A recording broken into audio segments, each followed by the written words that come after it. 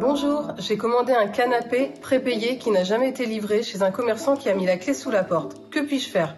Merci pour votre question qui est malheureusement plus que jamais d'actualité, puisque la Banque de France décompte pour l'année 2023 50 000 défaillances d'entreprises, tous secteurs confondus, un chiffre à la hausse.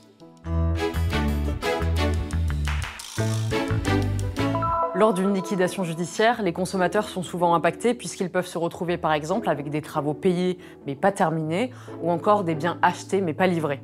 Et si c'est le cas, comment faire ? La première chose à faire pour tenter de vous faire rembourser, c'est de déclarer votre créance au liquidateur qui a été désigné par le tribunal de commerce. Cela doit se faire dans les 2 mois de la publication du jugement d'ouverture de cette fameuse procédure au bulletin officiel des annonces civiles et commerciales. Faites-le par lettre recommandée avec accusé de réception. Utilisez un formulaire libre ou bien le CERFA prévu à cet effet. N'oubliez pas d'y joindre les documents justifiant des sommes réclamées. Il s'agit du contrat, mais également des justificatifs de débit. Pour obtenir le nom du liquidateur, adressez-vous au greffe du tribunal de commerce du siège de l'entreprise. Toutefois, sachez que les chances de vous faire rembourser sont minces, car le liquidateur doit rembourser les créanciers par ordre de priorité. Et le client vient bien après les salariés, bien entendu, mais également les fournisseurs ou l'URSSAF.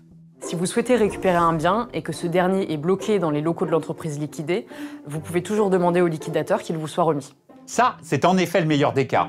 En revanche, si le bien en question est déjà entre les mains du transporteur, il ne doit pas refuser de vous livrer, mais s'il n'a lui-même pas été payé par le vendeur, il pourra hélas conditionner cette prestation à un paiement direct des frais de livraison. Si vous avez payé par chèque ou carte bancaire et que le montant de la commande n'est pas encore débité le jour de la liquidation judiciaire, vous pouvez faire opposition au paiement auprès de votre banque. Et si vous avez une assurance avec votre carte, vérifiez si celle-ci couvre la liquidation. Voilà, vous savez tout ou presque tout. À très bientôt pour un nouveau Consomag et retrouvez toutes les informations sur inc-conso.fr.